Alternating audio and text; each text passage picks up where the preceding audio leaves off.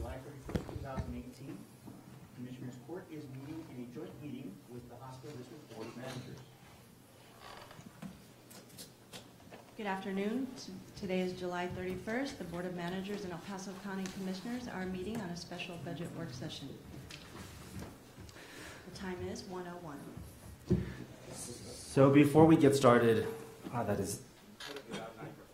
Before we get started, we'll go ahead and do a round of introductions of everybody that is seated around the table, and then we'll proceed with the meeting. And we'll start off with public comment soon after we finish introductions. So we'll go and start on this end of the table.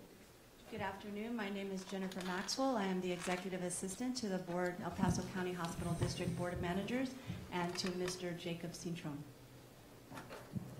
Omar Villa, Assistant County Attorney and Chief Legal Officer, UMC. Hi, Lorena Navedo, Chief Administrative Officer with UMC. Roxanne Weisendanger, Interim Chief Nursing Officer. Frank Dominguez, President and CEO of Paso Health. Carmen Arieta Candelaria, UMC Board Member. Miguel Fernandez, Board Member. Jim Volk, Board Member. Henry Gallardo, Board Chair. John Runkles, Chief Operating Officer of El Paso Children's Hospital. Good afternoon, Melissa Campa, Controller for El Paso Children's Hospital. Good afternoon, I'm Cindy Stout, CEO for El Paso Children's Hospital. Leti Flores, District Controller. and I think for those of you that have the mics, you can just turn them on, and then we can just send the microphone back to the other end. Yeah.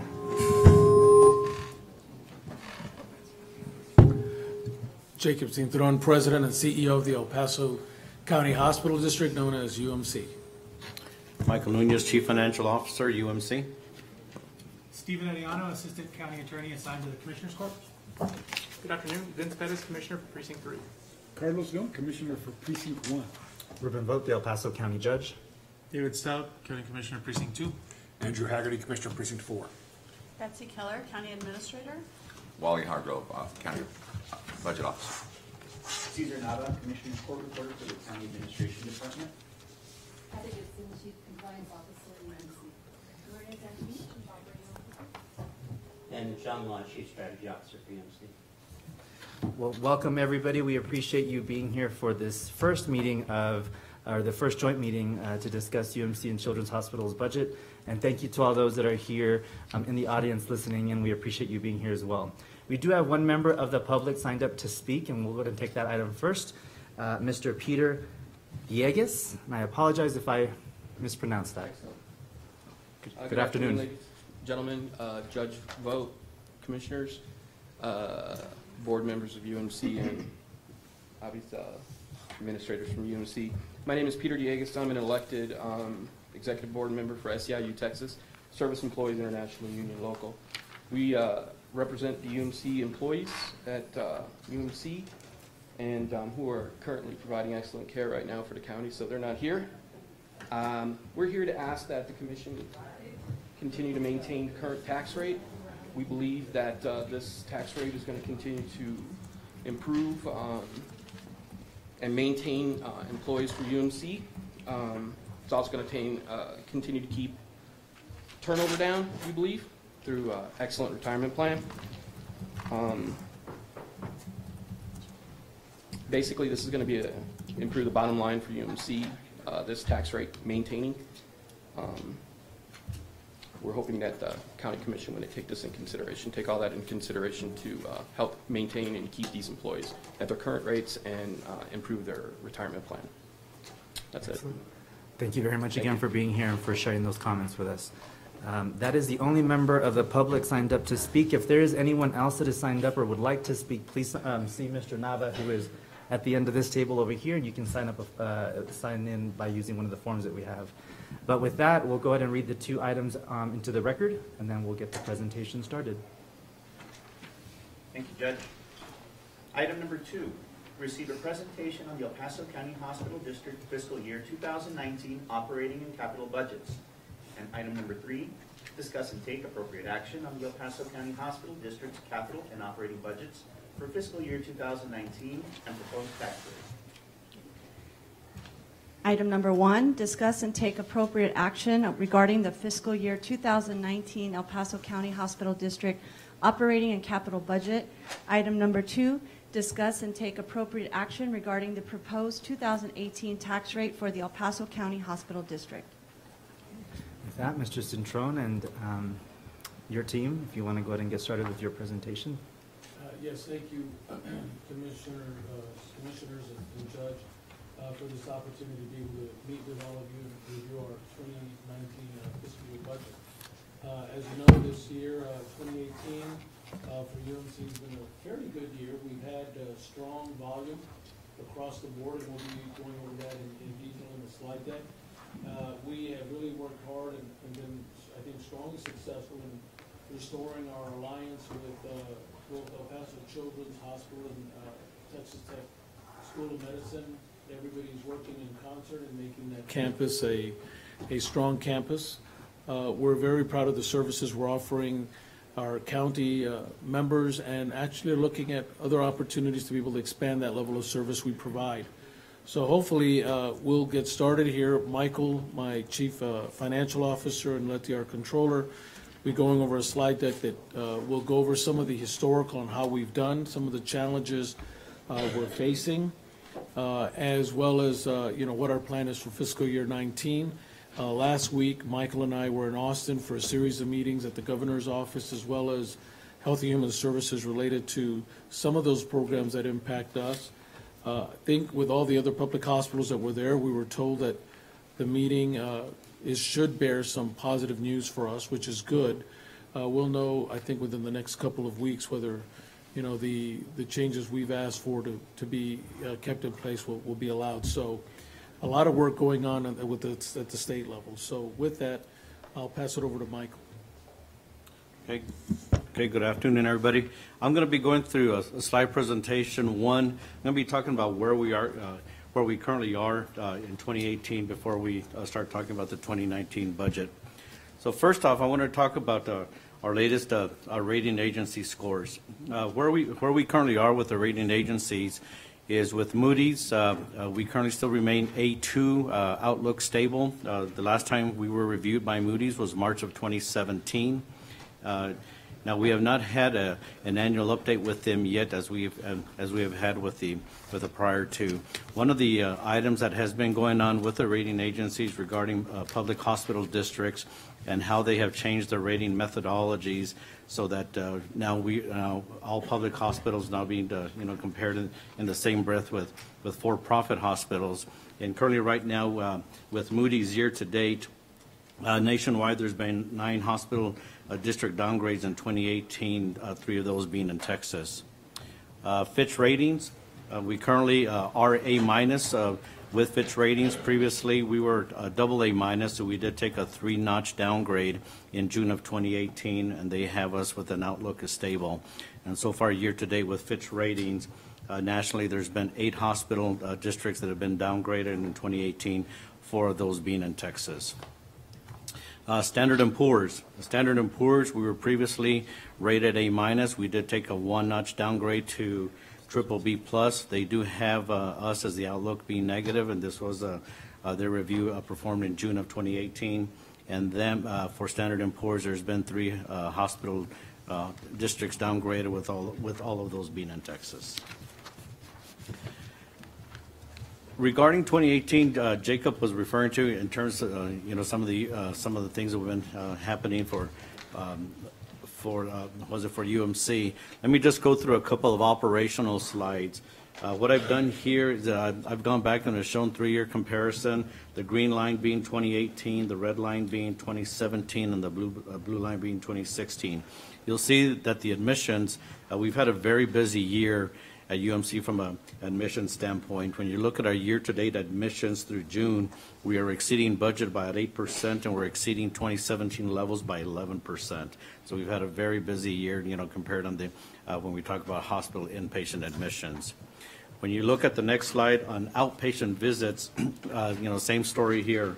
You'll see that our 2018 year-to-date through June, we've exceeded budget by 3%. We've exceeded 2017 levels by 12%. One of the factors also that here back in 2017, We did open the East Clinic in March of 2017, and then the West Clinic was opened 2 months later in May of 2017. When you look at our emergency room visits, same story here. You'll see that the 2018 levels have far exceeded 2017 and also 2016. Year to date through June, our 2018 emergency room visits have exceeded budget by 5% and have exceeded our 2017 year to date amounts by about 7%. So same thing as well. Inpatient admissions being strong, outpatient visits being strong, ER visits being strong.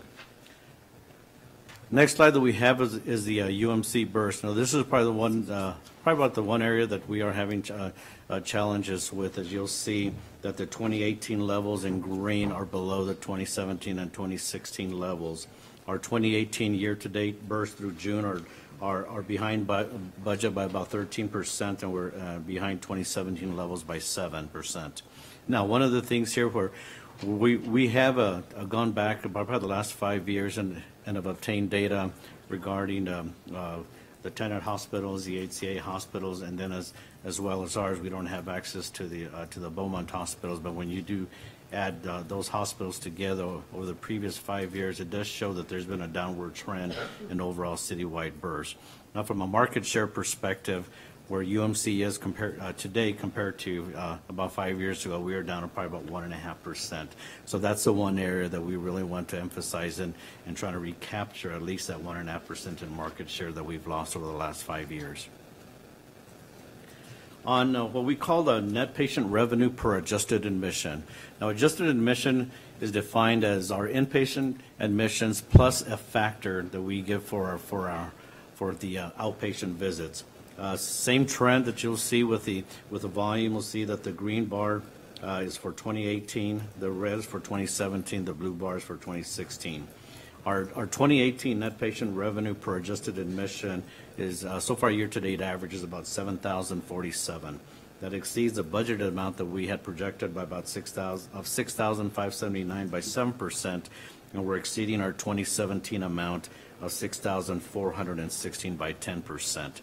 This factor here is it's not indicative from a volume perspective. This is strictly on a dollar amount per each adjusted admission, how much we're collecting per that unit of service. So this reflects not only managed care contracts improvements, but as well as overall revenue cycle improvements where our denials are down.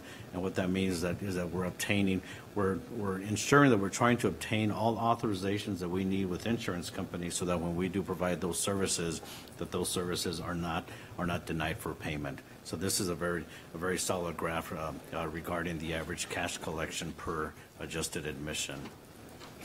Now this slide talks about our cash collections overall. Now this does account for volume. You'll see here that the 2018 levels have surpassed 2017 levels in red, and also the blue line in 2016. Our year-to-date cash collections is about $163 million, which does exceed budget by about $10 million or about 7%, and 2018 levels does exceed our 2017 year-to-date cash collections by $24 million or 18%.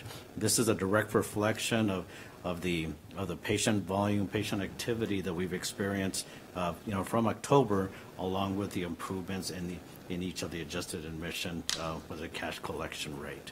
And I do want to note that in the months of April and May, we did have our first $20 million cash collection months, where in April we were about $20.2 million, and in May we're about $20.3 million.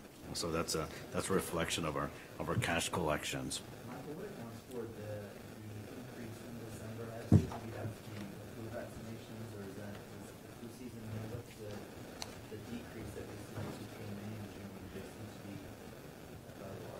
Okay. Are you talking about the increase? First off, between December and January. Now, keep in mind, December and January, most of that is going to be, keep in mind that although we had our volume increases in the months of October and November,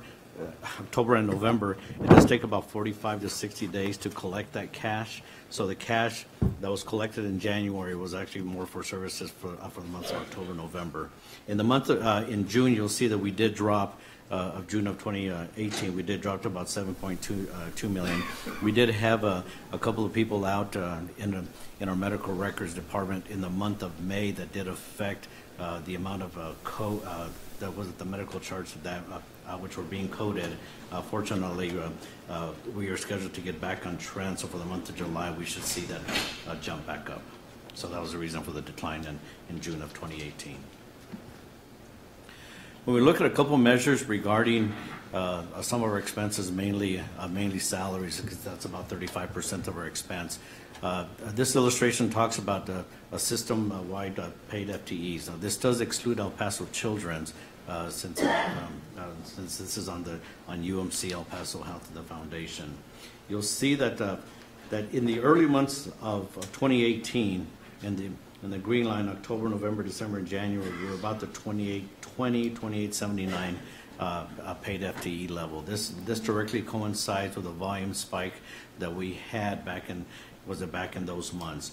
Then we start management at that time. Then to get together probably about once after the first quarter results came out, and started to meet in January, and we did create an operational excellence improvement team, which was headed by Letty Flores, that we wanted to really emphasize labor productivity management. And since that point in time, we started emphasizing on that when we would compare our benchmark ratios with other similar hospitals, other level 1 trauma hospitals, other safety net hospitals, large teaching hospitals. So how are they doing compared to how we were doing? For example, how many worked hours does it take for an ED visit? How many worked hours does it take for for a patient per day? So once we started looking at those benchmarks, you'll see the beginning in February, and particularly March, April, May, and June, we've seen a lot of operational improvements. Whereas March, April, and May, you'll see that those amounts coming down to about the 2670, 2680 level. So the last 5 months average system paid FTEs is about 2709. Last year's, the 2017 level was, a year today was about 2,773. So you'll see there, particularly in the last 5 months, the operational improvements regarding our labor productivity management. Question. Yes. With that movement of how fast people are coming, is that RIFs or is it retirees that aren't being? No, there's been no RIFs. Most of this, you'll see part of this is managing overtime is one, and I'll have a slide regarding overtime percentage, but also just ensuring that based upon our volume, particularly when the volume starts to decrease after the busy winter months, that as the volume decreases, our labor hours also decrease as well too. So that's just making sure that if volumes increase, then the paid hours will increase, but if the volumes decrease, that the paid hours decreases as well. So it's just better management of our labor. This fiscal year started with really strong volume growth, and so that necessitated a lot of overtime and contract labor. So some of that reduction is a reduction in overtime, some of it is a reduction in contract labor, some of it is our HR's efforts in bringing in permanent people to replace the contract labor. So there was that push, and additionally, as Michael had said, in our looking at the productivity measures we have, in our benchmark when we're compared with other safety net hospitals, we're able to work in getting that number down. It did not include any RIFs. It did not include retirees, though we always have people retire. So that we're really proud of the work that was taking place and the fact that it didn't really put us in a position where we had to go out and eliminate people at any great number. It really was just managing our labor costs more effectively. All right, thank you. Can I interrupt? Just now, Jacob, you said to avoid lifting people at any great number. So there was some. Not to my knowledge that there weren't any. I mean, one of the things we've always said is that if there's, we want to make sure that if we manage our staffing level right, then the goal is to make sure that we can manage down. So, for example, currently there's about, I think it's about 25 FTEs or full-time equivalents that we hold that could be rift if we needed to. But what we're doing there is, instead of doing that, we're looking at opportunities for positions that are currently open with some retraining to be able to place them into those positions as much as we can. So that is our goal, because really, I mean, There's always that risk with any organization, but we try to avoid it as much as possible. Got great people, well-talented. It's not an issue of improper behavior or anything like that. It's just, we're trying to place them in another position that might be more suited to them. And if it requires some training on our part, we're willing to do that as well. Thank you. The next slide that I want to talk about measures on UMC, what we call the paid full-time equivalents per adjusted occupied bed. This does include the hospital as well as the clinics. And we also have there's about 60 UMC employees that does provide services for El Paso children. Again, this is another measure in terms of our labor productivity measure, where we look at, now when you look at the green slide, the early months when we talk about October, November, December timeframe, our paid FTEs per adjusted occupied bed was averaging about 6.85.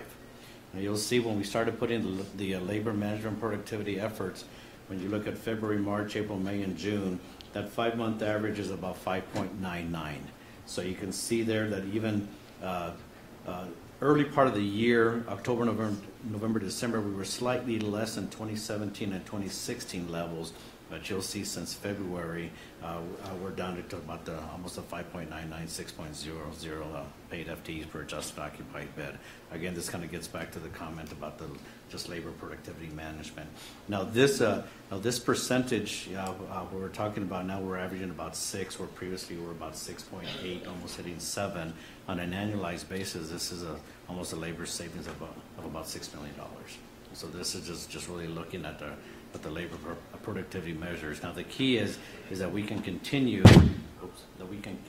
this level going forward into the latter part of 2018, and then as well as to 2019.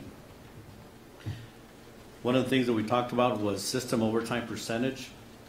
Again, no different than the previous slides. You'll see that in the early part of the year, with the busy season in 2019, we were hitting almost about 4.7% here. And then we started monitoring the overtime, and since February, the last 5 months average, that's about 2.4%. Last year in 2017, this amount was about 3.8%, and in 2016, which is more the blue line, that was approaching 4% as well. So that's one of the items as well too that we've been monitoring overtime as well.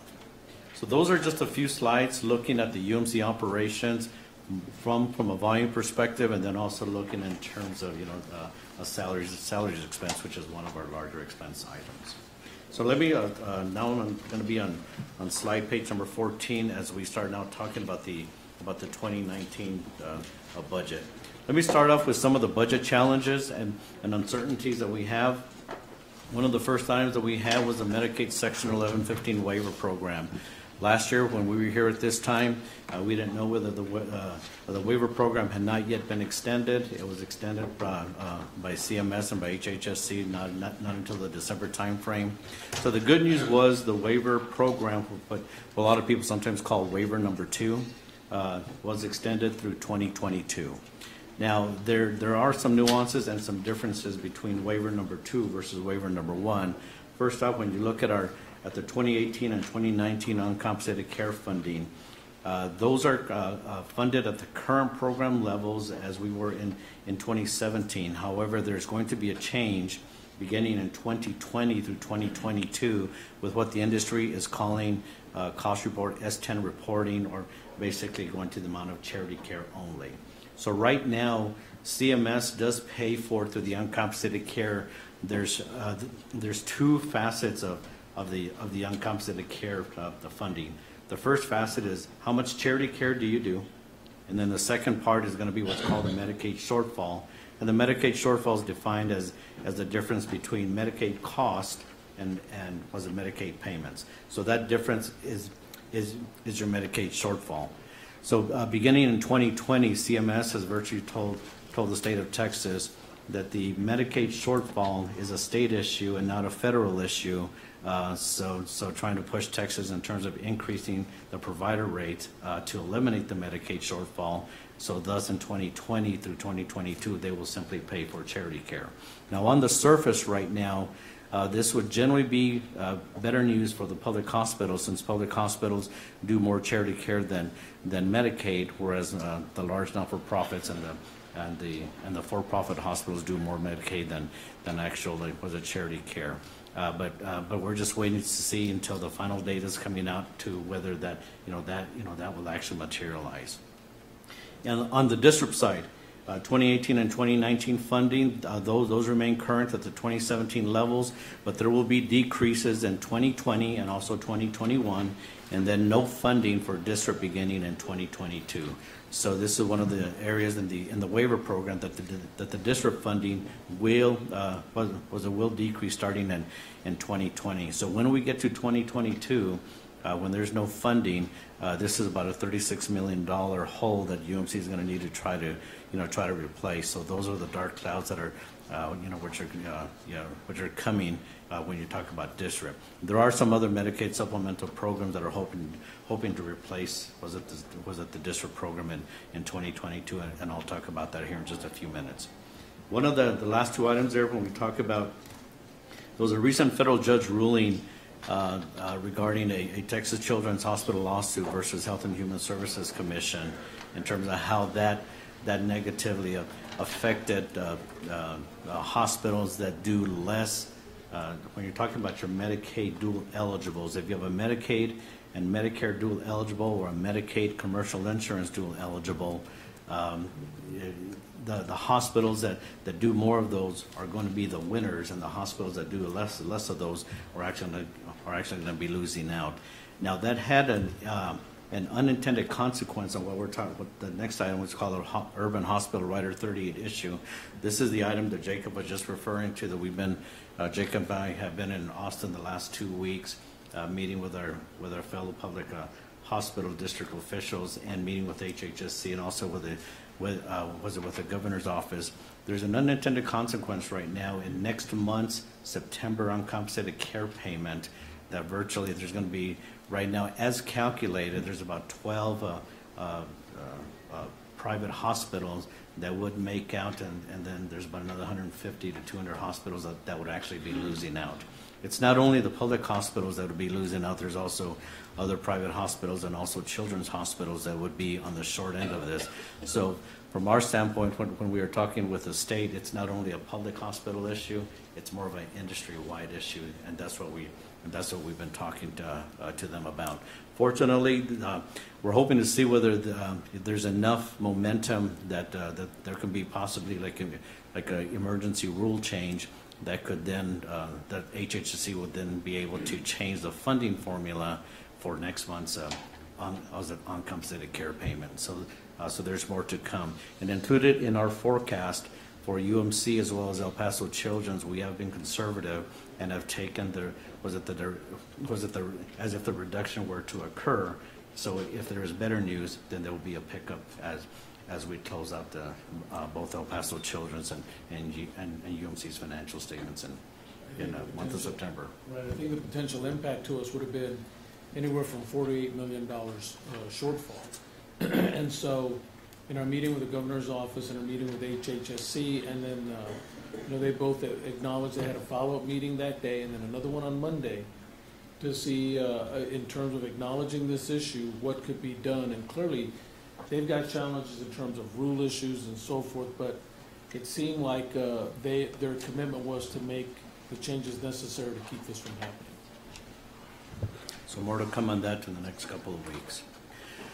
Another budget challenge we have is what we refer to as the El Paso Collaborative Program. This is a program we have with a for-profit partners, Tenet and HCA, where we take advantage of UMC's intergovernmental transfer to HHSC. It does get the federal match, and then those federal match dollars are then used to pay for some of our physician contracts. Last year at this time, we had reported that this program was up in terms of contract value almost up to about $80 million in contracts, meaning that of that $80 million, our cost, UMC's cost, was about 60% of the $80 million, which is the IGT cost, and then the remaining 40% was then paid for by the federal match. This program was cut in half last year from 80 million to about 40 million, which created about a $16 million negative hit to UMC. That hit continues in 2019 as a program, program with the El Paso Collaborative remains at 40 million and has not been increased back. So that's another budget challenge we have for 2019. Now, one of the elements that one of the programs that Medicaid is looking to replace in the future and virtually probably replace the waiver program in its entirety is a program called Europe. It's the Uniform Hospital Rate Increase Program. What this does is that this, in a service delivery area such as El Paso,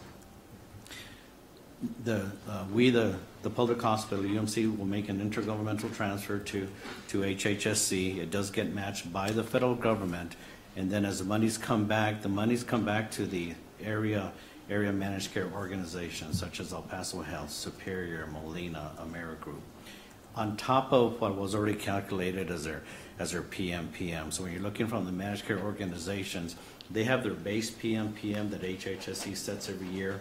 Then this Europe, and I'll call it the Europe increment, that gets added on. It's a Europe PMPM on top of what the managed care organizations receive. Then as hospitals, all hospitals, not only UMC, but UMC, Tenet, HCA, and all hospitals, as their contracts with the managed care organizations, they have a base contract with the managed care organizations. Then the hospitals then receive a Europe bump on top of the base contract. So as patients see Medicaid patients, as they submit those claim payments to the managed care organizations, the payments that go back to the hospitals are the base contract that the hospitals have, and also including this Europe increment. So that's one of the ways that the state is trying to increase what I was referring to earlier as to closing that Medicaid shortfall between cost and payment. That's trying to close that gap between cost and payment. Now, for UMC, we project this is about a $8.1 million annual benefit for 2019. There is the hard part of this for us is that it does require a significant 4-month advance IGT funding on our part.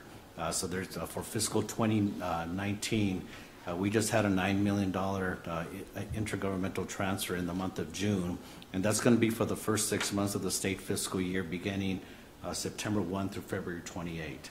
Then in November of 2018, we'll be required to IGT another $9 million, which happens to coincide with our lowest cash balance of the year, and that is for the program period beginning March 1 through August 31st.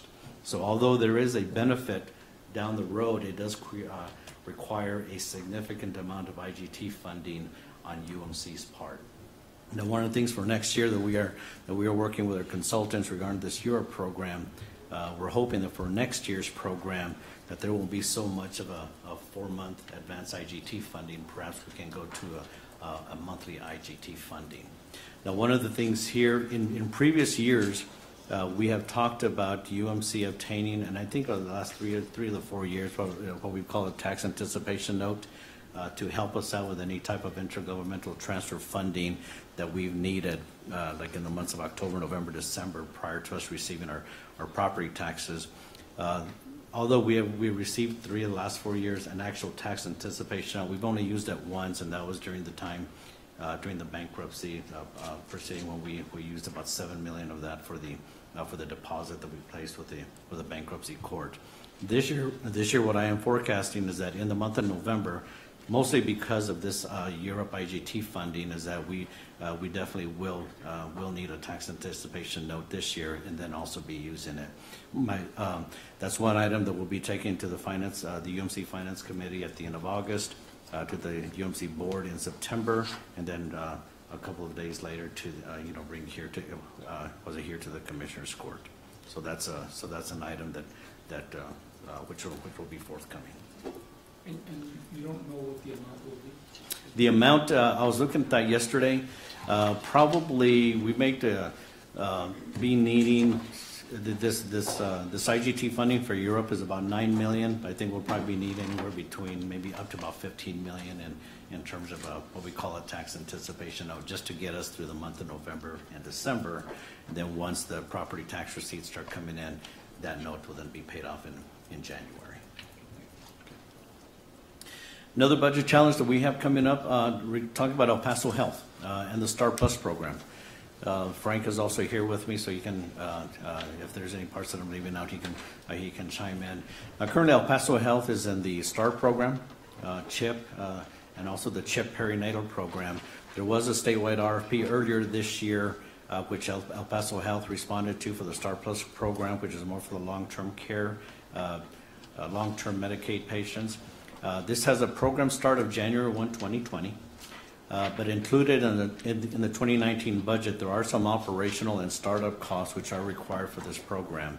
There's about 1.9 million in operational startup costs, primarily made up of FTEs, because as El Paso Health gears up for the Star Plus program, HHSC will come in and do what's called a readiness review to ensure that El Paso Health is ready to take on the Star Plus program, and this could be done as early as 6 months before even the January 1, 2020 date. So there will be some startup costs gearing up for that program. And then as well on the capital side, there's about 2.7 million in capital costs, which will be required.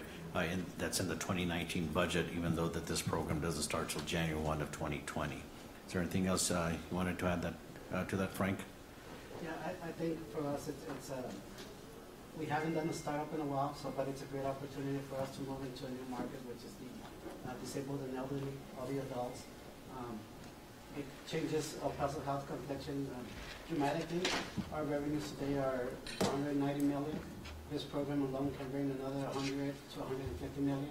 So that really positions us in a place where we can better align with UMC's I think strategic goals, because they're more of an adult population healthcare system, and I think it allows us a better footprint to utilize almost the clinics, the hospital, and be that all-encompassing health plan that we tout to be in the children's space and the pregnant women side. So hopefully, if the RFP goes well, we can go live and turn a new key for El Paso Health.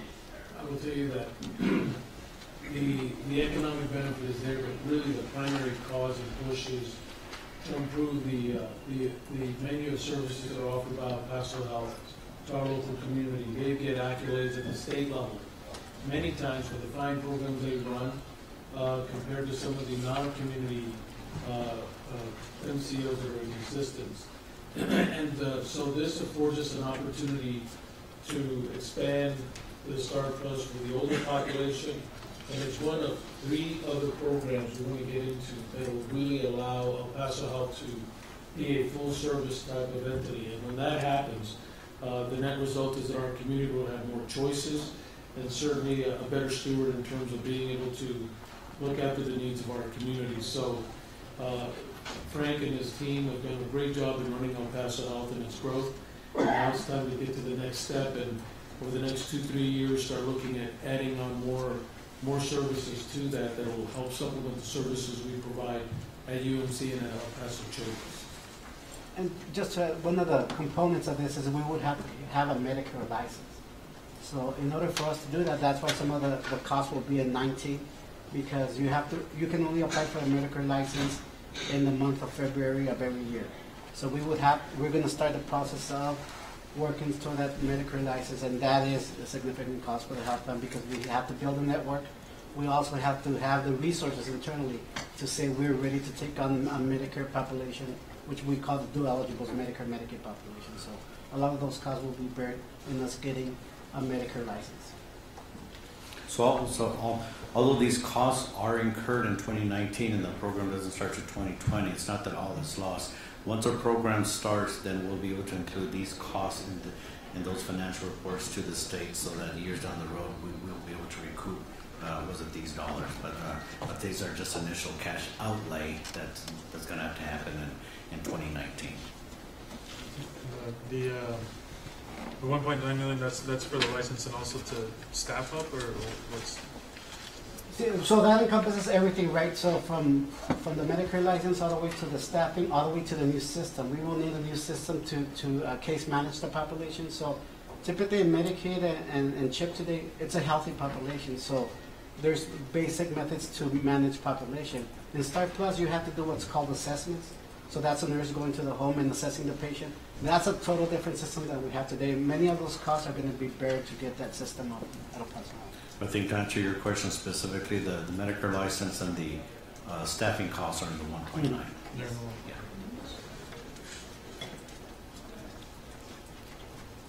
Next, we do have Cindy Stout and Melissa with El Paso Children's. I'll just briefly go through these, and then they can go on and add some of their comments as well. But overall, for El Paso Children's, where we are for 2019, this in the budget is to have about a $3.5 million decrease in that position for 2019.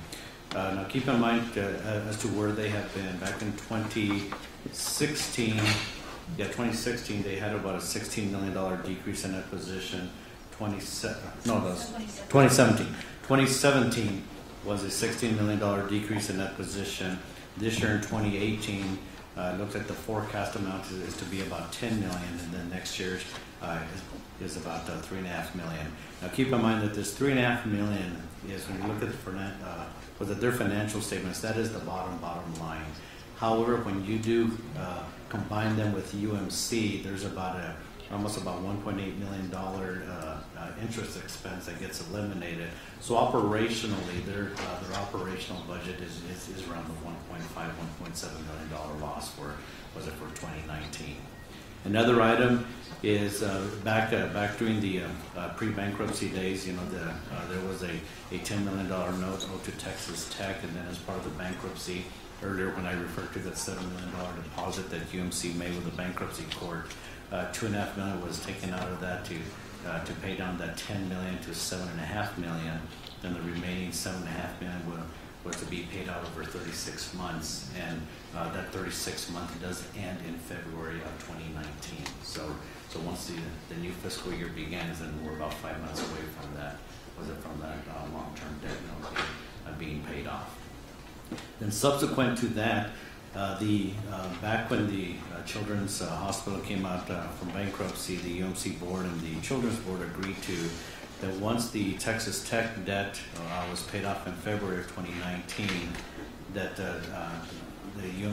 we would give them a reprieve for about the remaining months of that year, March through September, to allow them to build up some cash reserves with El Paso Children's. But then beginning October 1 of 2019, which is both of our fiscal year 2020, that's when the line of credit payments to UMC will begin. And then once the line of credit payments have been paid off, then the long-term debt payments to UMC will begin in approximately right now 2024, and that's on that $48 million between El Paso Children's and UMC.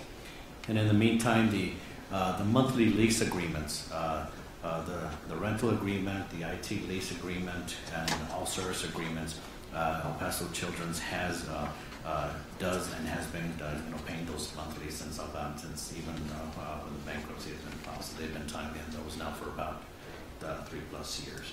So Cindy and Melissa, if you wanted to take some time to, okay.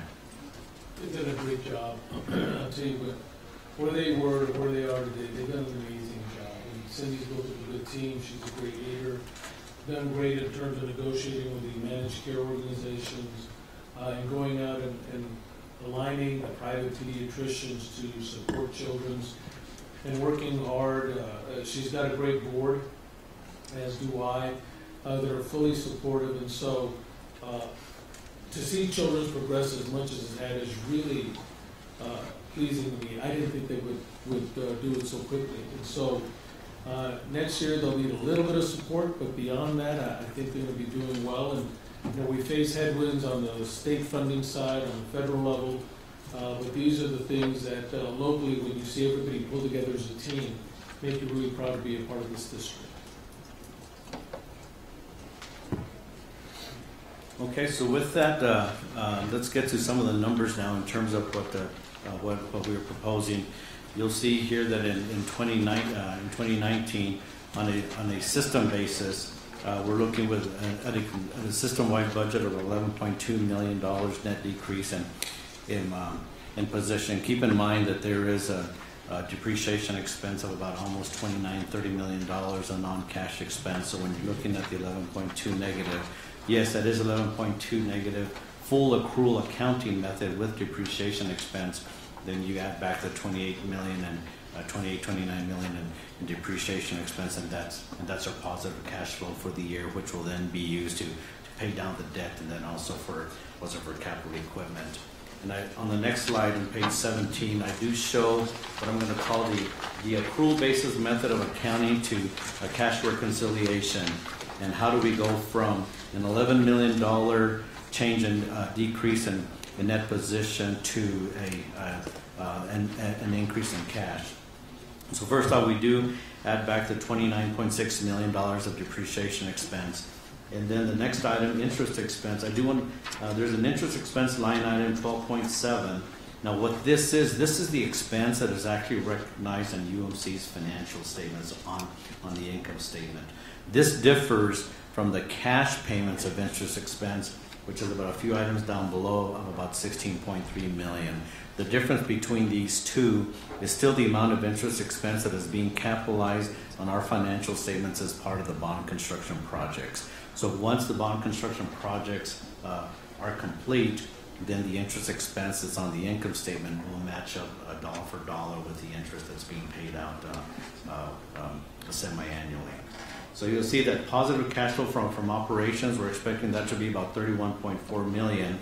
Then we talk about the principal payments on the long-term debt and the interest payments, most of this being on the debt service for the 3 bond issues that the UMC has, and then the long-term debt note that El Paso Children's has with Texas Tech. And then we do have capital equipment purchases of about $5 million. Now this $5 million is going to be what's going to be paid out of operating cash and cash reserves. As we do talk about the capital budget later, there's some items that's on our capital budget, but those are going to be paid for from the bond proceeds. So when you add all of that up, we do expect that our cash will slightly improve, where we expect the cash to be about $40.7 million at the end of September of 2018. That would go up to about $42.2 million by the end of September 30th, 2019. So I wanted to spend some time on that, see if there's any questions on the accrual method of accounting as to how that converts into cash. On the next slide, slide 18 is just a slide view of our cash investments. You'll see in 2018 where we're looking to be right around the $41 million mark, next year 42. Last year we did project that we were going to be right around, hopefully around 70 million during last year's budget discussion for this year. Now there are some unbudgeted cash outflows that did occur in 2018 that's going to account for virtually most of the decrease from where we expected to be at 70 down to 41. First off, there was that $9 million Europe intergovernmental transfer that happened in June. That was unbudgeted for. We did not. The Euro program was barely coming into play last year. In fact, it started in December, so we did not know that during the budget time frame. And we've also had the $9 million right now that we in line of credit advances to El Paso Children's. And then we also did have on the district revenue program, there was about a $5 million deferral for one of the programs that we thought that we were going to receive the cash in 2018. That was deferred until 2019. So when you add those, those 3 items up, that's about 23 million of the approximately $29 million was a negative cash variance. So those are the three significant unbudgeted items that happened that would explain a lot of the decrease between where we projected to be last year to where we think we're going to end up this year. So overall system operating budget, total revenues and total expenses. You'll see that this year for 2018 we expect on a system-wide basis, and system-wide will be UMC, El Paso Health, El Paso Children's, and the Foundation. Total revenues of about $713 million to grow to about $755 million for next year, which is about a 6% increase. And on the expense side, $738 million in 2018 to $766 million in 2019 for about a 4% increase. And again, on the expense side, keep in mind that there's about $29–30 million of depreciation expense. It's an expense, but Answer my question. but it's not cash. And keep in mind, it also includes the $16 million in ETCCS transfer to us that started this year and will continue in FY19, without which our budget would show us about a $5 million increase. So we're still carrying that additional $16 million in expense debt from contracts that were transferred over from ETCCS. When you look at the system revenue budget, there's virtually about 4 major items when you look at the revenue budget of about $755 million. Net patient service revenue of $326 million. This is $226 million of that is UMC, and about $100 million of that is El Paso Children's. Premium revenue with El Paso Health, about $180 million. Our Medicaid supplemental programs, which includes for our disproportionate share dollars, uncompensated care, the district, that's about $92 million, and then our property tax revenues that we currently have forecasted right now to be about $190 million, and then our other revenues. So see that our total revenues is really made up of about 4 items. Now looking at some of the significant revenue assumptions that we have in the 2019 budget. First off, on the UMC net patient service revenue side, keep in mind that in the earlier graphs, we've shown that the inpatient admissions has grown about 8 or 9% this year. It's very rare to see back-to-back growth of about 8% on the admission side. So we have budgeted conservatively for about a 2% admissions growth in 2019. Outpatient visits will remain at the 2018 levels. There's 2 major variances between 2018 and 2019. On the primary care visits, we do expect that to increase about 11,000 visits, or about 9%, and that's mostly now, again, because of the East and West clinics. On the pharmacy side, we do expect to see a continued decrease on our pharmacy visits, about 11,000, or about 4%. And what that's attributed to is when we opened up the East Clinic, and we closed the George Dieter Clinic, we saw that the amount of pharmacy or field prescription or pharmacy visits take a drop from when the Dieter Clinic was closed and the East Clinic was open. And it could have been just that extra distance of, I think, about 3 or 4 miles that has affected the amount of pharmacy prescription refills. So where we used to experience at the Dieter Clinic to the new location on the East Clinic. Since you have that drop, did it increase someplace else? No, I do. Maria, do you recall that? I don't believe it did, but. The 11,000 is related to the George Dieter, and if we're close that pharmacy down, we have a lot of prescriptions that come from privates, so we're not sure if those will go to CVS or some of the other ones. So that's a small percentage that was reduced off of that. I think we should see an increase in the other clinics. I think this is a conservative number. Right, we're consolidating it with the new Joe Battle Clinic, and then it would allow us to use that George Dieter Clinic as a possible site for extended ops unit in a partnership with Emergency Health Network to be able to provide better access for those that may need additional care. I will tell you that we've been talking with hospitals in Providence. They've been thinking about possibly the same thing in the Northeast that would also supplement the Montana site that EHM currently has, that would greatly improve our access to those needing any kind of support for any behavioral issues, medication balancing, and so forth. As you know, we've also included them in giving them access to our clinics as well, to be able to help the low-level issues like anxiety or depression. And so more and more you're seeing this, and if it works the way we intend, then hopefully by sometime beginning of next year, the middle of next year, we'll begin to start seeing emergency detention orders that go to the EDs and typically are just sort of waiting to be admitted to a psych hospital, will be handled by these extended ops units, and therefore get better care, more immediate, and El Paso Police Department will take the EDOs there first.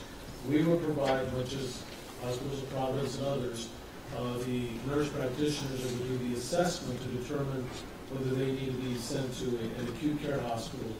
In the event that they do, then they will be. Other than that, they'll be able to be taking care of those costs. On our payer mix, the payer mix at UMC, based upon the current year levels where we are, we're about 64% funded and 36% unfunded. And looking back in 2006, the unfunded was about 47%. So over the last 12 years, you see we've had about an 11% increase in the amount of funded patients. Almost, it's been averaging almost about a percentage point a year. But the largest part in terms of what's happened since 2006 to now, one is the amount of increased services that UMC now provides compared to where back then Thomason Hospital UMC was in terms of the amount of services.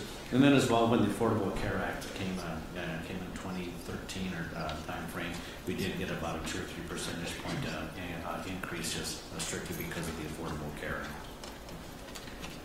On the Medicaid supplemental revenue for UMC, on the district program, we do expect that to increase. 2 reasons. One, we talked about that $5 million program deferral that was supposed to be received in 2018. Did not happen in 2018. That's been now scheduled to receive in 2019.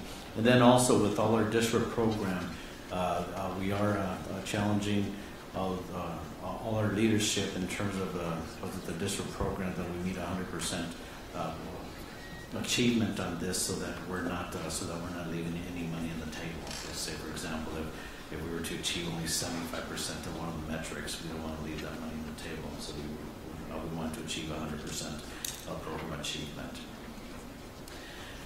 On El Paso Children's, on their budget, inpatient admissions increase about 3%. Outpatient visits increasing about 0.6%.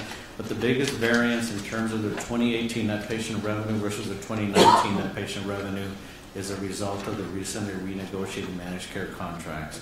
Most of those came into effect in the April or May time frame. So when we get to 2019, we should have a full 12 months positive impact of those renegotiated managed care contracts. Congratulations. That was a really heavy lift. We were talking about the need to potentially go to the state and get lobbyists involved and all sorts of other folks, because we weren't sure that we were going to be getting at least a much higher rate. So I'm glad that we were able to get there. Yeah, we appreciate your all support. I believe actually also, correct me if I'm wrong, Senator Rodriguez also it was a big help. I think that was the tipping point in getting one of our key MCOs to come to the table. On El Paso Health, in terms of their premium revenue, they did receive increased capitation premium rates for 2019. Keeping in mind that in 2018, El Paso Health did get a rate decrease from the state regarding the amount of Medicaid capitation premium revenue that they get. And then as well, they built in about a 0.3% membership increase. Keep in mind that El Paso Health is a market leader when it comes to Medicaid membership here in El Paso, here in the El Paso service delivery area. One of the items here that we'll be talking about here probably is talking about the property tax revenue. The property tax revenue, what this budget does propose is that the 2019 tax rate remains at the current 2018 tax rate of 0.251943, 25.1 cents. What I've shown here is a calculation of the maintenance and operations portion, the debt service in terms of the rate and the dollars, looking at one, what is the current rate that we're doing in 2018 of the 25.1 cents. The effective rate for 2019 that was just released based upon the recent property tax values are about 24.9 cents, the effective tax rate. But this budget that we currently have is leaves a tax rate at the 25.1. So what does that mean in terms of dollars? In the second table or the second part, you'll see that overall in 2018 we're about 107 million in total, almost 83 million in maintenance and operations, 24 million in debt service. Going by the effective tax rate calculations, that would be 85 million in maintenance and operations, 23.6 in debt service for a total of 108.8. And then if we leave the tax rate the same at the 25.1 cents, The maintenance and operations is $86.2 million. The debt service is $23.6 for a total of about $109.8. So overall, the difference between staying with the current tax rate of 25.1 cents versus the effective tax rate is about $1,023,000. And one of the items that the management has proposed to our board, and which we're bringing here, that and this is going to tie into one of the elements on the associates as we talk about the TCDRS matching percentage of increasing that from 180, the current 180% matching up to 200%, and that annual cost is about 1.1 million. So you're talking 200% is what? The matching percentage is through TCDRS as to what UMC, the organization, will now match the retirement program prospectively going forward. From 180? From 180% to 200%. Yes, so 180, we're one of the lowest. As you know, some of the organizations are to 250%. And so this is an area that we've been wanting to focus on. It won't cost the employees anything. It allows us to increase our match for them. And that helps in terms of valuing our associates as they, to encourage them to stay with us long enough, be able to invest, and be able to retire. And so this prospectively going forward will allow us to increase our match. So we can have more discussion about that after we finish the presentation. Let's get through just a couple of expense slides. Here on a system-wide basis on the expense, our total expense budget of $766 million. You'll see salaries and benefits is around 33%. Our intergovernmental transfers are about 6%, $42 million. And so this is what the pie is made up of. And also keep in mind this doesn't include about $1 million of depreciation expense.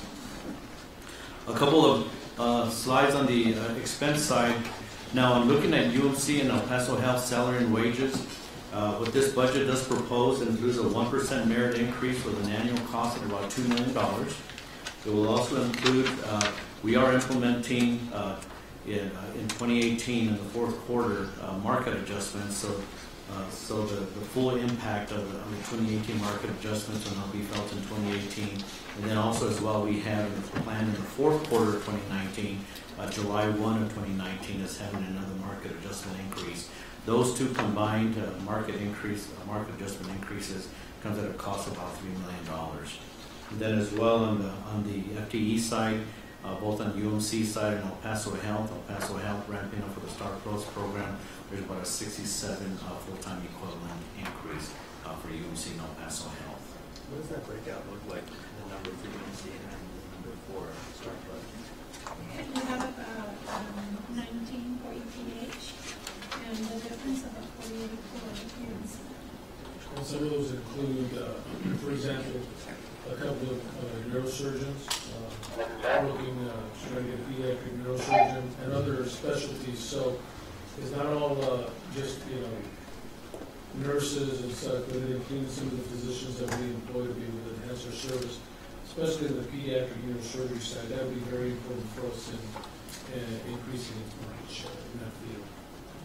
And El Paso Health, keep in mind that these are budgeted for almost a half year FTE. So although it's 19 full-time equivalents from a half year perspective, it's actually about 38 bodies. And mostly they're going to be nurses. They won't be On the UMC El Paso Health employee benefits, this budget, there's no increase on the health insurance premiums to the associates. So the premiums that the associates are currently paying right now in 2018, those will remain the same for 2019. And then, as we just talked about just a few minutes ago, this budget does propose the TCDRS match increase from 180 to 200% with an annual cost of $1.1 million. And in terms of the UMC's TCDRS plan funded ratio, as of December 31st, 2017, the plan is currently funded at 87.8%. On El Paso Children's. On El Paso Children's salaries and wages, there is a planned 2% merit increase, keeping in mind that this is the first increase for that organization since 2014. So you'll see in terms of their merit increase, about 2%. They do have a 3 FTE increase from current levels, and then as well for their employee benefits, they too have no planned increases in their health insurance premiums. On capital, total capital budget, system-wide is about $16.6 million. We're looking at UMC about $11.5 million, El Paso Health at 3.9, and El Paso Children about 1.2. On the UMC side, the $11.5 million, 9.7 million of that is planned to be paid for from the 2013 bond issue, and there's about 1.6 million to be paid from the 2008 bond issue. What we currently have right now with the 2013 bond issue, keep in mind that the proceeds were about 150 million plus a couple of years ago. There's still remaining about 57 million currently as of right now, so we've spent about 95 million to date. Even with the planned projects that we still have outlined for that bond issue, that shows that there's probably going to be about $12 million left over. At least that has been not identified. So what we plan to do is with those bond proceeds, this $11.5 million, 9.7 of that is going to be paid for from the bond proceeds. We did get a notification from Bond Counsel, Paul Braden, that the items that we have listed in our capital budget, that those are valid and payable from the 2013 bond issue. The good news about that is that this preserves our operating cash, particularly when we're trying to keep our operating cash from going any lower and try to grow that, particularly because that's one of the rating agencies' concerns about our low cash levels. So that's what's happening on the UMC capital budget side. Since you're bringing it up, what is your cash on hand today?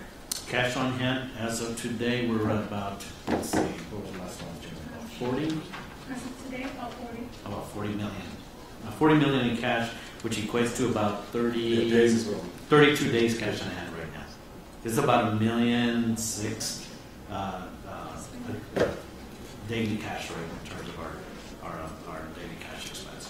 Michael, if you can go back to the 2013 bond, that all the remodeling that was going to take place at UMC has already been completed. Yeah, as a matter of fact, even with this, it still includes, we still have the funds for the 2 freestanding EDs and an additional ILAD support our stroke and cardiology programs, so those are still going to be done. Out of the 12 million or the 52? Out of the 52, yeah, which is the third bullet on the last bullet on this.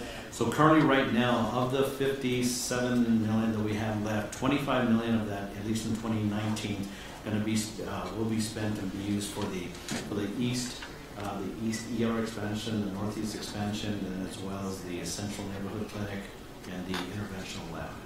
So of that 57-ish, 25 of that 50 is going to be used for that, and then there's still some other projects we have in there. Then at the end, there's about that $12 million left over, of which 9 of that's going to be used to fund our 2019 cap. If you're in the same boat that a lot of government agencies are, is we're just sitting on bond money for, you still have bond money for 2008, it's 2018. Is there a way to zero it out as soon as possible since we're not paying interest on the money we're just sitting there? Yes, in fact, with the planned expenditures that we have for in 2019, we should virtually almost exhaust all of the remaining 2008 bond funds in 2019. Just price being asked to sit on that money for 10 years. And Commissioner Haggerty, through June, the unrestricted cash combined was 54 million with 31 days cash. Wonderful, thank you. The one last time on El Paso Health, you'll see here that of their 3.9 million, 1.2 million of that is what I'm going to call routine capital, and then the remaining 2.7 is what we referred to earlier as a startup cost. So with that, those are the highlights in terms of the big budget assumptions, the challenges that we have, talking about the key components of our revenue budget, key components of our expense budget. I know there's a lot more information that's in this budget book, but I wanted to go ahead and at least capture the main elements of the budget, and now we can open it up to questions that the managers may have.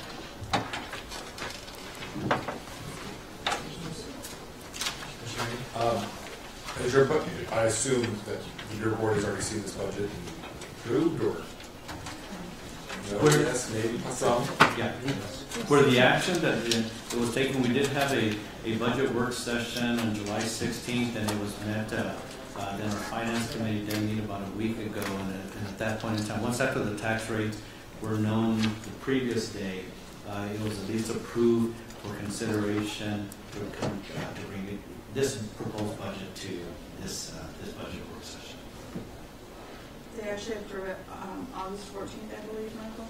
Yes, in terms of the current time, let's talk about the current timetable, particularly with the potential tax hearings that are coming up. So right now, after today, on Monday, August 6th at 9:30, that's when the tax rates are going to be presented. One, not only the county tax office is going to present the effective tax rate and the rollback rate, but then also pending action at today's meeting, we'd also like to present the proposed tax rate as well on Monday, August 6th. Now with that, what that means then is that the rest of the calendar, then on Tuesday, August 14th, we do have a UMC Board of Managers meeting, which we will also talk about the budget. But then currently right now, based upon the updated calendar that we received from the county offices last week, is that on August 14th at 6 p.m. would be the first public hearing number 1 to discuss the tax rate. We do have a tentative meeting on Wednesday, August 15th, now at 2 p.m. for the Commissioners Court work session number 2 if needed. And then the tax rate public hearing number 2 will be that Friday, August 17th. And if all that falls into place, then we could probably bring this to the Commissioners Court budget approval on Monday, August 27th. So that's a current calendar as is, but that's also pending upon what action items are taken at the end of this meeting.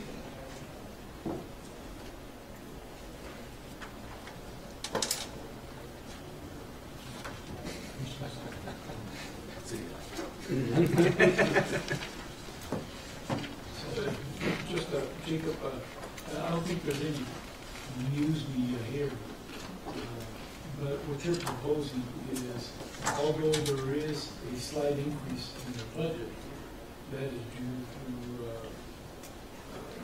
the CAD, we're having a higher value on individual properties. And used properties have been at a tax roll. So our current rate is 0.251943. For FY18, we're asking that we left at the current rate of 0.251943. That would allow us then the increment will be used to move our retirement match at UMC from 180% to 200%. So what that means for a homeowner is if your home did not increase in value, there'd be no change. The chances of that are really slim. The average home value, just like it did for the county, went up. For your UMC's county base, it went from 123 to 129, 139,000. That was just a change in taxable base for the average home. And so what that would mean is about a $3 increase a year. If the property did not issue, Yes. if it did appreciate, if it was the same value today as it was a year ago, then the rate would come. The tax amount would not change. And that increase, Jacob, like you mentioned, is going to be used basically for the employees.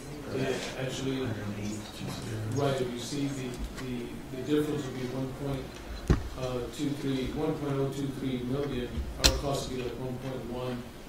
Well, I think it's important value our associates for the hard work they do. And again, to encourage not only for them to stay with us, but to have some form of living wage when they finally do retire.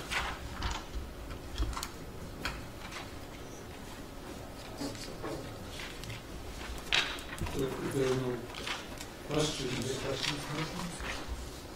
I know that everyone's been meeting with UMC regularly leading up to this meeting, so this is new information from us.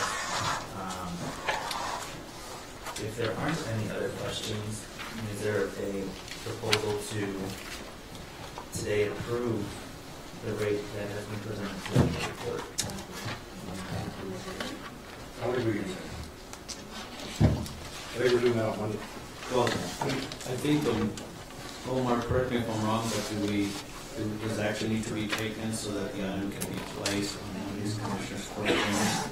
The board manager should, if they want to move forward to propose the tax rate for the commissioner's court approval to take, for them to take action to publish the notice for the 2 public hearings. I would say that we definitely want to do that. So the budget is not being officially, we're not approving, we're just so that it gets placed on the agenda and also we can move forward with the 2 public hearings. So we would get a motion on our side, Jennifer? So moved. So I move to propose a property tax rate for the El Paso County Hospital District of .25194.3 per $100 assessed value for the 2018 tax year, which consists of a rate of .197759 per $100 assessed value for maintenance and operations, and a rate of .054184 per $100 assessed value for payment of the principal and interest on the debt of the district. I further move to schedule and publish notice for 2 public hearings to hear public comment on the proposed tax rate as follows. The first public hearing is to be held on Tuesday, August 14th, 2018 at 6 p.m. in the Commissioner's Court Chambers, 3rd floor, room 303, El Paso County Courthouse, 500 East San Antonio Avenue. And the second public hearing to be held on Friday, August 17th, 2018 at 6 p.m. in the Commissioner's Court Chambers, 3rd floor, room 303, El Paso County Courthouse, 500 East San Antonio Avenue. So at this time, may we have a motion? So moved. Second. Mr. Gallardo? Yes. Mr. Anderson? Yes. Mr. Volk? Yes. Mr. Fernandez? Yes. Ms. Arieta? Yes. Ms. Martinez? Yes. Thank you. The motion is approved.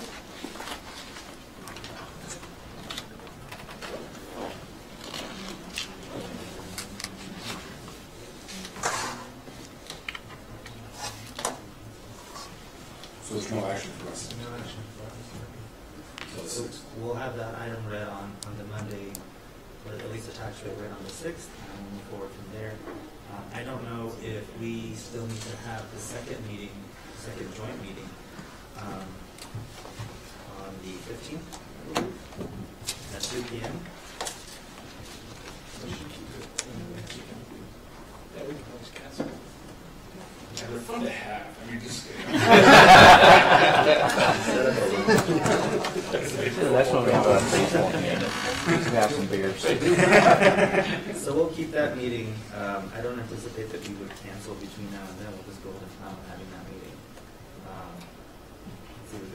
I'm not quite sure though what it is we're looking to accomplish at that. Judge, I think you'd hold the date, and then as the meeting occurs, if nothing changes and there's no feedback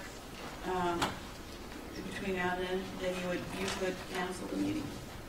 It's good to have the date just in case. Just in case some bombshell happens at one of the public sessions or something. The other question would be, is so far as the public, that's one of the main reasons that we postpone a lot of our votes from a Thursday meeting to a Monday meeting for the public's benefit. And I've got to say, the relationship between UMC and Children's, I think, has made a difference that I'm seeing in numbers. Tremendous job as far as Children's, where, in my mind, I expected the bleeding to continue heavier for a couple more years into the 5th year. But now I see that next year, 2020, we might be looking at in black ink. So my congratulations to you, Jacob, and you, Gustavo. Tremendous job. Well, and I also want to thank the SEIU. Well, we do not have a bargaining agreement with them. We do work with them, get their input, and they've always been supportive every year. We come up for a budget, and to Susie Bird and El Santoviano, who's the president for the Texas SEIU group, we do appreciate their input and their support in this endeavor too. I think to go off of Commissioner Williams' comment, aside from the great relationship that is enjoyed between both boards, thank you to the board members who have sacrificed so much time to look through all of these numbers and dig through the financials. I think that never before have we had the opportunity to have both boards work together in this manner that have allowed for us to discover inefficiencies that quite frankly have been going on for quite some time, that had they not been discovered and addressed, we would have been in that dire situation that we were anticipating, unfortunately. And so aside from the great leadership on both boards, I think that we also, just a year, maybe less than a year ago, maybe a year ago, Cindy, you were less than a year ago, you came on board, and I'm incredibly thankful. In that time frame, you and I have met several times and have talked about where some of these changes needed to take place and what the hope would be if those changes were to occur. And I think we're now starting to see the fruits of the incredible time and effort that all of you have put into these two organizations and the district as a whole. So I'm incredibly grateful for all that you've done, because I know that this unfortunately has been a political football at times, both organizations. It's been a source of contention for many people. But at the end of the day, really, we should all be rallying around our hospitals, because these are our hospitals. We all own them. And so thank you for the commitment that you have shown and given to the community. I really appreciate it. And to SAU as well for always making sure that we are vigilant in ensuring that our employees are also benefiting from the great service that they're offering to the community. Yeah, Commissioner, County Judge, we take it seriously. It's unbelievable how dedicated this board has been and their board. Now, I'm a relatively new board member, and when I read through the bankruptcy issues and all of that stuff, and we began to talk about it, and we've taken it very, very seriously, and so have they. And so thank you for allowing us to be part of this, and we can all feel good at the end of the day, hopefully in a year or two, when it all really comes to fruition. That's what we're looking forward to. And the proof of the pudding is right here, the budget. Yeah. Yeah, first of all, I want to say that the level of communication between Commissioners Court and both hospitals has been fantastic. You know, having meetings with my board appointee, but both monthly meetings with both CEOs of both hospitals has just been instrumental. And I think the fact that there's one meeting here, it's kind of frustrating that it is because they're not here. It's kind of it shows that there's a little bit of faith in the people at this table, and I think there's a value in that. So I want to thank especially the volunteers who give up so much of their time to be here with the board members. So thank you for all you've done. And I think, as I said, the proof is here, the fact that we've gotten drama free. So my first year here where I had hair.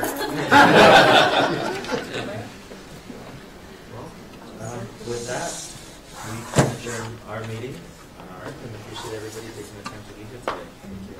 Thank you. On our side, may we have a motion to adjourn? Move to adjourn. Second. Thank you. We are officially adjourned. Thank you. And it's 2:23 p.m.